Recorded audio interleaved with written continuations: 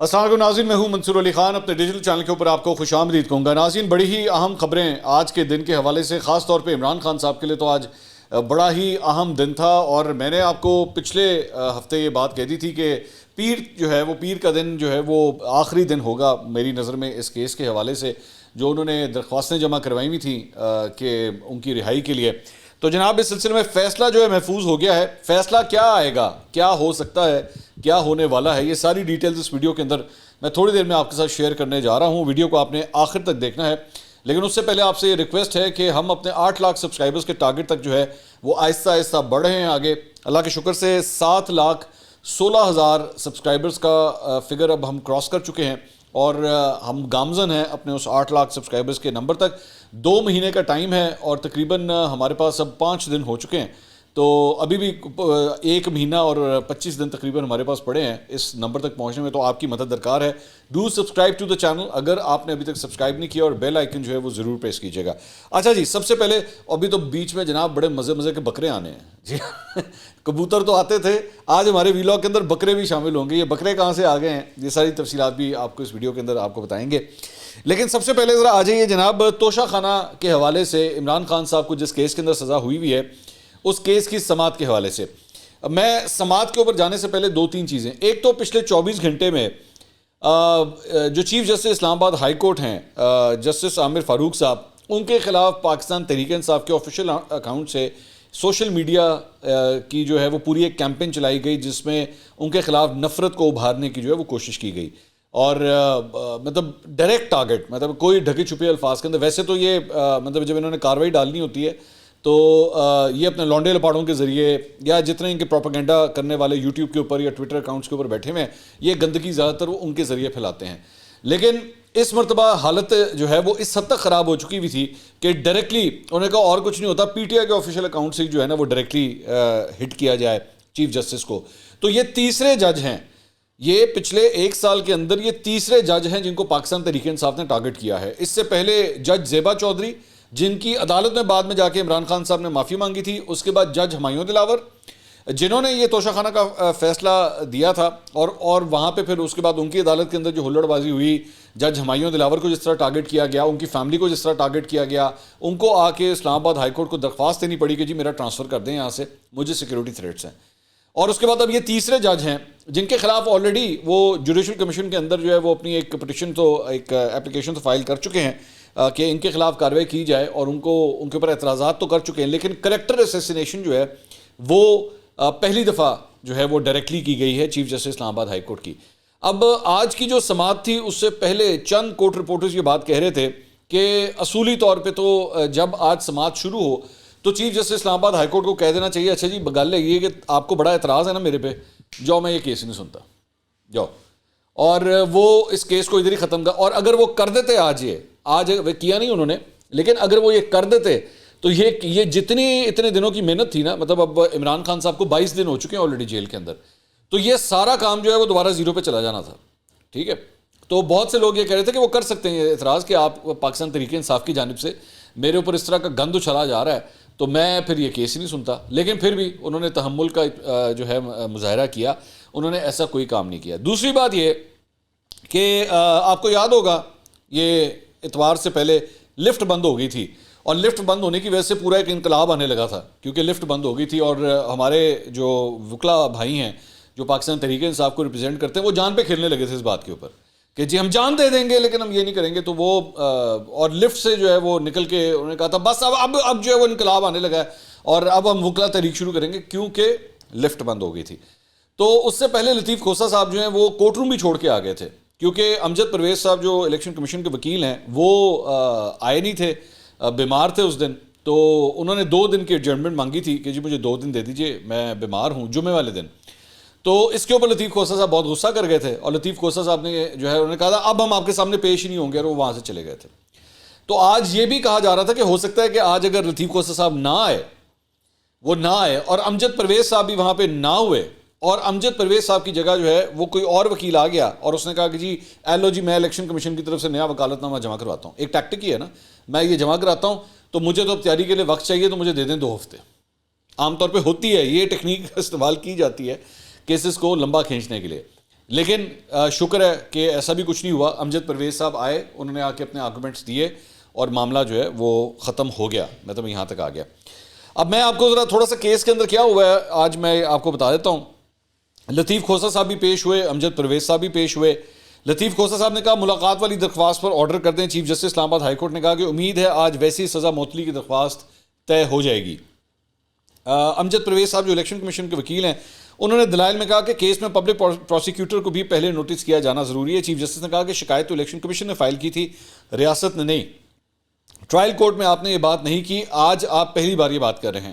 Election commission کے وکیل نے بھارتی سیاستدان راہل گاندھی کیس کا حوالہ دیتے ہوئے کہا کہ بھارت میں راہل گاندھی کیس میں پرائیویٹ کمپلیننٹ کیس میں 2 سال کی قید تھی. راہل گاندھی نے سزا معطلی کی درخواست دائر کی جو خارج کر دی گئی.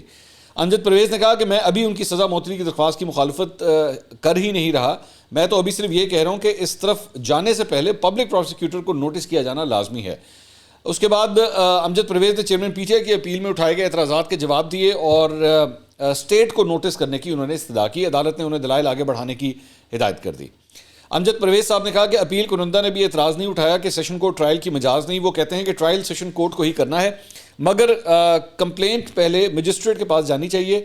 الیکشن کمیشن کی شکایت درست فورم پر دائر نہ ہونے کا اعتراض اٹھایا گیا. کرپٹ پریکٹسز کے خلاف اس قانون کے تحت تمام شکایات سیشن عدالت میں دائر ہوئیں. اگر مجسٹریٹ کی اسکروٹنی والی بات مان بھی لی جائے تو ٹرائل سیشن عدالت کو ہی کرنا ہے.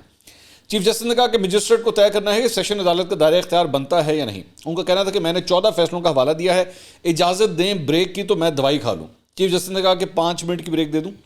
امجد پرویز صاحب نے کہا کہ جی 15 منٹ کی بریک دے دیں, جس کے بعد عدالت نے سماعت میں 15 منٹ کا وقفہ کر دیا. وقفے کے بعد دوبارہ سماعت شروع ہوئی. دوبارہ امجد پرویز صاحب روسٹرم پہ موجود تھے اور لطیف کھوسہ صاحب بھی روسٹرم پہ موجود تھے. لطیف کھوسہ صاحب نے کہا کہ الیکشن کمیشن کے وکیل کے دلائل میں مداخلت نہیں کرنا چاہتا, کچھ فیصلوں کے حوالے دینا چاہتا ہوں. الیکشن کمیشن کے وکیل نے 1 گھنٹہ اس دن لیا, 2 گھنٹے آج لے گئے. امجد پرویز صاحب نے کہا کہ میں کوئی ایسا سیکشن نہیں پڑھوں گا جو نیا ہو. چیئرمین پی ٹی آئی کے وکیل بھی 2 بار یہاں اور 1 بار سپریم کورٹ میں دلائل دے چکے ہیں. انہوں نے الیکشن کمیشن اور سیشن جج کو ولن بنایا ہوا ہے. چیف جسٹس نے کہا کہ ابھی وہاں مت جائیں, سزا معطلی پر ہی دلائل دیں.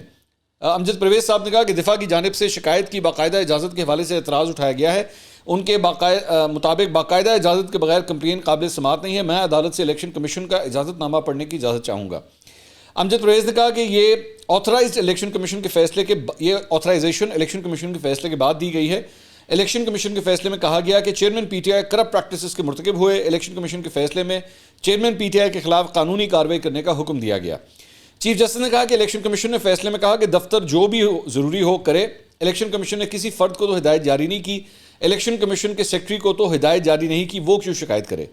امجد پرویز صاحب نے کہا کہ سیکرٹری نے آتھرائزیشن میں لکھا کہ یہ شکایت الیکشن کمیشن کے فیصلے کی نظر میں فائل کی جا رہی ہے. چیف جسٹس نے وکیل الیکشن کمیشن سے استفسار کیا کہ اب مزید کس نقطے پر دلائل باقی ہیں. امجد پرویز صاحب نے کہا کہ حق دفاع اور 4 ماہ میں کمپلینٹ دائر کرنے کے نکات پر دلائل دینے ہیں. واویلا کیا جا رہا ہے کہ ٹرائل کورٹ کے جج نے ہائی کورٹ کے آرڈر کی خلاف ورزی کی. میں بتاؤں گا کہ ٹرائل کورٹ نے ہائی کورٹ کے آرڈر کی خلاف ورزی نہیں کی. ہائی کورٹ نے ہدایت کی کہ ملزم کے وکیل عدالت میں پیش ہو کر دلائل دیں. میرے دلائل آج مکمل نہ ہو پانے کی ایک وجہ ہے. چیف جسٹس عامر فاروق نے ریمارکس دیے کہ نہیں آج ہی مکمل کریں گے. امجد پرویز نے کہا کہ خواجہ حارث کا بیان حلفی اس عدالت کے سامنے پیش کیا گیا. مجھے بیان حلفی کی تصدیق شدہ کاپی نہیں مل سکی. میں کسی وکیل کے بیان حلفی کے جواب میں حلفیہ بیان دینے والا آخری شخص ہوں گا. آفس نے مجھے خواجہ حارث کے بیان حلفی کی مصدقہ کاپی فراہم نہیں کی. امجد پرویز نے کہا کہ میں آخری شخص ہوں گا جو اس پر کاؤنٹر ایفیڈیوٹ جمع کرائے. بیان حلفی کا سپریم کورٹ میں بھی تذکرہ ہوا مگر وہ آفس میں سی ایم کے ذریعے دائر نہیں ہوا. بیان حلفی ادھر ہی دوران سماعت کورٹ کو دیا گیا. توشہ خانہ کیس میں الیکشن کمیشن کے وکیل امجد پرویز کے دلائل مکمل ہوئے. اس کے بعد عمران خان صاحب کے وکیل لطیف کھوسہ صاحب نے جواب الجواب شروع کیا اور اس کے بعد جو ہے یہ فیصلہ محفوظ کر لیا گیا. کل صبح 11 بجے اب یہ فیصلہ سنایا جائے گا. تو جو اس کے پیچھے ایک بیک گراؤنڈ تھا, جو پوری پاکستان تحریک انصاف کی جانب سے پوری کیمپین چلائی گئی چیف جسٹس اسلام آباد ہائی کورٹ کے خلاف, وہ بھی اب آپ کے سامنے ہے. اب ظاہری بات ہے کہ اس کے اندر اگر کوئی ریلیف مل بھی جاتا ہے تو یہ کالے سیاہ بادل جو ہیں اس فیصلے کے اوپر چھائے رہیں گے کہ ایکچولی پاکستان تحریک انصاف کی جانب سے چیف جسٹس اسلام آباد ہائی کورٹ کے اوپر جو ہے وہ پریشر ڈیولپ کیا گیا. اور آپ جانتے ہیں کہ عمران خان صاحب چاہے وہ فوج ہی کیوں نہ ہو, چاہے آرمی چیف ہوں, چاہے وہ چیف الیکشن کمشنر ہوں, چاہے وہ کوئی چیف جسٹس ہو, چاہے وہ کوئی اینکر پرسن ہو, کوئی میڈیا مالک ہو, کوئی بھی ہو, آپ کے سیاسی مخالفین ہو, عمران خان صاحب اور ان کی جماعت جو ہے سوشل میڈیا کو ایک گندگی کا ہتھیار استعمال کرتی ہے. اور اس کے بعد جو ہے اگلے کو انڈر پریشر لانے کی کوشش کرتی ہے. کئی سالوں سے یہ چیز ہم ہوتے دیکھ رہے ہیں. خیر ہم سانوں تو فرق ہی کوئی نہیں پہنتا کیونکہ ہمیں پتہ ہے یہ لونڈے لپاڑے ان کے دماغ اتنے کام نہیں کرتے. اچھا جی, اس کے علاوہ تو اب یہ کل صبح 11 بجے تک جو ہے وہ ہم انتظار کریں گے کہ اس سلسلے میں فیصلہ کیا آتا ہے.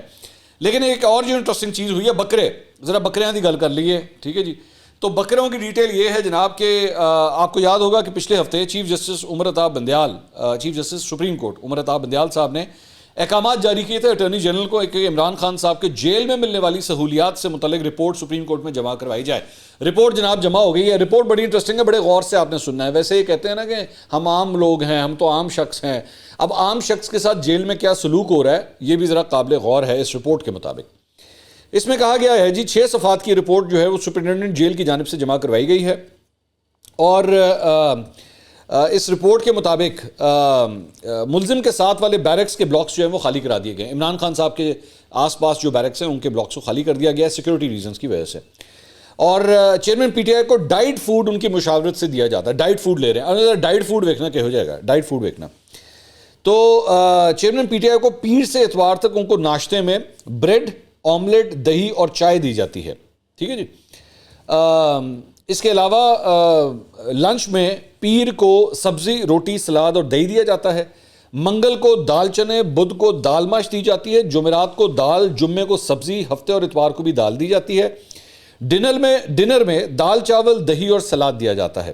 رپورٹ میں کہا گیا ہے کہ چیئرمین پی ٹی آئی کو فرمائش پر دیسی گھی میں تیار دیسی چکن اور بکرے کا گوشت بھی دیا جاتا ہے اس رپورٹ کے مطابق. ٹھیک ہے جی. اور سابق وزیر اعظم کی فرمائش پر انہیں ان کی پسند کی اشیاء رقم کی ادائیگی پر فراہم کی جاتی ہیں, جبکہ موسمی پھل بھی فراہم کیے جاتے ہیں. اس رپورٹ کے مطابق 18 اگست کو سیل کے واش روم کی مرمت کر کے ان کی دیوار مزید 5 فٹ اونچی کر دی گئی ہے. اور ملزم کو جس سیل میں رکھا گیا ہے اس کی مرمت کی گئی.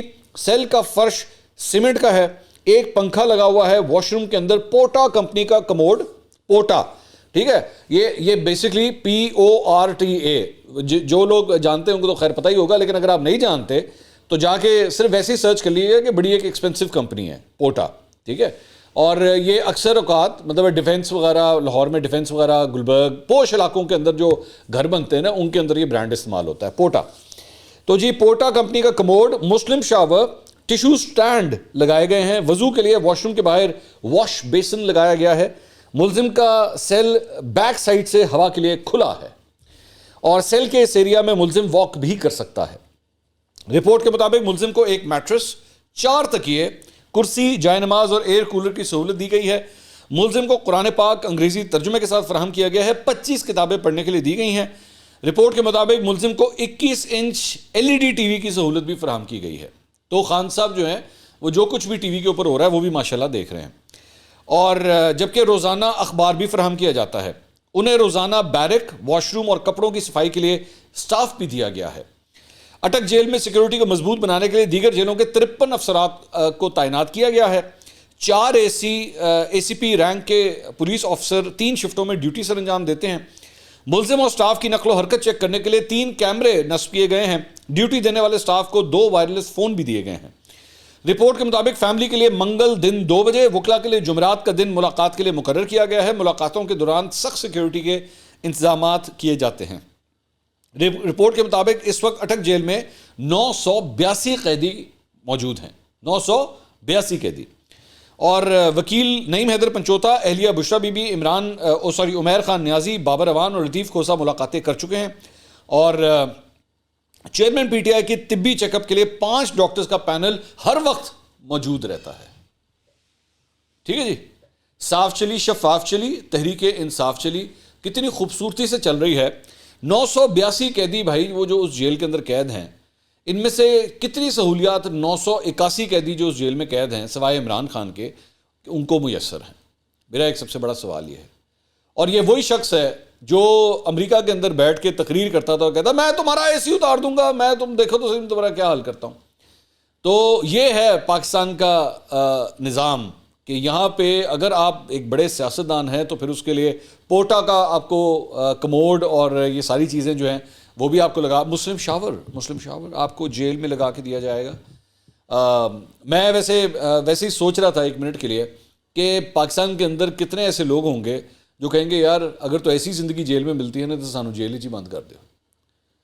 مطلب جس قسم کی زندگی یہ لوگ گزارتے ہیں کہ پانی کے لیے پینے کے لیے صحیح طرح پانی نہیں ملتا, باتھ روم کی سروسز جو ہیں, باتھ روم کی فیسلٹیز کیسی پرووائڈ ہوتی ہیں, اور کون سا ایسا غریب شخص ہے جس کے لیے ایکچولی اس طرح 5 ڈاکٹرز کا پینل جو ہے وہ ہمیشہ تیار رہے.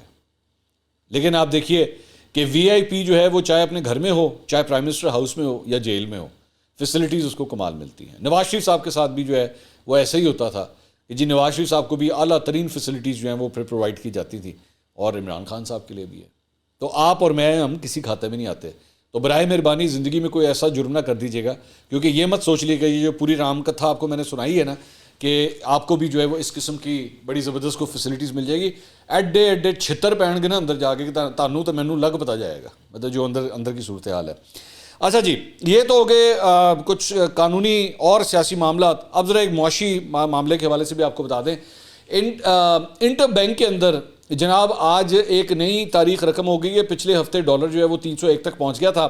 آج ڈالر اوپن مارکیٹ کے اندر 319 روپے سے بھی اوپر ٹریڈ ہو رہا ہے اور مزید اوپر چلا گیا ہے, اور انٹر بینک کے اندر یہ 302 کے آس پاس جو ہے ٹریڈ ہوتا دکھائی دیا گیا. دوسری بات یہ کہ تاریخ میں پہلی دفعہ اوپن مارکیٹ کے اندر, یہ تو ڈالر کی بات تھی نا, تاریخ میں پہلی دفعہ اوپن مارکیٹ کے اندر پاؤنڈ 400 روپے کا ہو گیا. یہ بھی ایک فگر میں آپ کے ساتھ شیئر کر لوں کہ 400 روپے کا پاؤنڈ, کہ آپ کبھی سوچ نہیں سکتے تھے کہ یہ پاؤنڈ جو ہے وہ اتنے کا ہوگا, تو پاؤنڈ جو ہے وہ بھی اب 400 روپے کا ہو چکا ہے. تو اور کہنے والے یہ کہتے ہیں, مطلب جو میری چند اس مارکیٹ کے لوگوں سے میری بات ہوئی ہے ان کا یہ کہنا ہے کہ جناب یہ رکنے کا بھی نام نہیں لے گا, یہ اتنا ہی میں اڈی جاواں ہوا دے نال, مطلب یہ والی صورتحال جو ہے نا وہ چلتی رہے گی. تو جس کی وجہ سے یہ اس حد تک شارٹیجز بھی جو ہے وہ دیکھنے میں آ رہی ہیں. تو جناب یہ صورتحال ہے.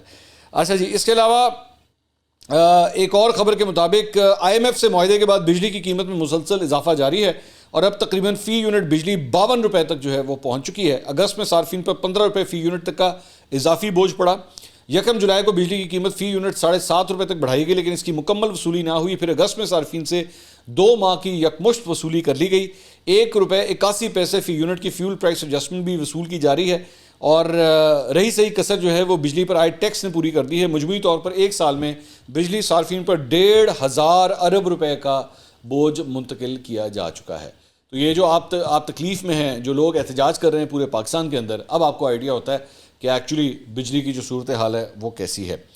اچھا جی, اس کے علاوہ اور خبروں کے اندر خیبر پختونخوا کے 21 اضلاع میں 65 ولیج اور نیبرہڈ کونسلوں کی متعدد خالی نشستوں پر ہونے والی بلدیاتی انتخابات میں تمام 72 نشستوں کے غیر حتمی اور غیر سرکاری نتائج جو ہیں وہ سامنے آ گئے ہیں.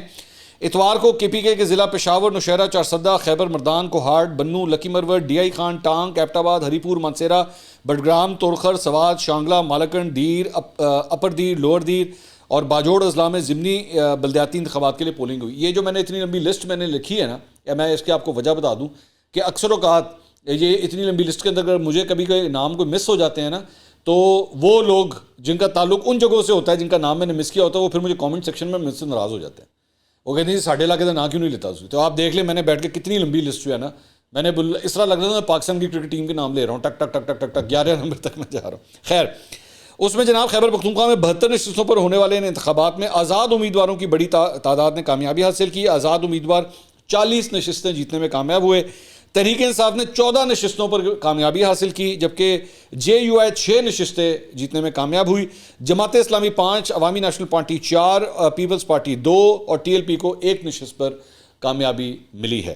تو آزاد امیدوار جو ہیں وہ زیادہ تعداد کے اندر جو جیتنے میں کامیاب ہوئے ہیں. اب اس میں سے آزاد امیدوار کئی ایسے بھی ہوں گے جن کو ایکچولی کسی نہ کسی پارٹی سے ٹکٹ نہیں ملا ہوگا, تو وہ آزاد حیثیت میں کھڑے ہو گئے.